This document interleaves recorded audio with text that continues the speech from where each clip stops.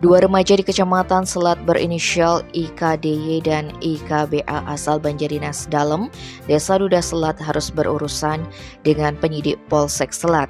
Pasalnya keduanya terlibat dalam aksi pencurian sepeda motor di Banjardinas Dalem, Desa Duda Selat pada Rabu 20 September. Kapolsek Selat AKP Ketut Sukedana mengatakan keduanya diamankan pada Senin 25 September. Awalnya ada laporan kehilangan sepeda motor jenis NMAX milik warga Banjar Dalem yang hilang dari tempat parkirnya. Motor itu disebut berada di wilayah hukum Polresta Denpasar. Tim Reskrim Polsek Selat pun melakukan penyelidikan yang kemudian berhasil mengamankan IKDY. Kasus ini kemudian berkembang setelah terduga pelaku yakni IKDY mengakui melakukan aksi tersebut bersama rekannya berinisial IKBA.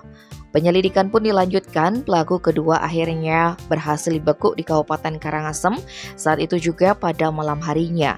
Dalam kasus ini selain mengamankan kedua pelaku, Polsek Selat juga berhasil mengamankan barang bukti berupa 1 unit sepeda motor NMAX berwarna hitam. Tim Balai Ekspres melaporkan.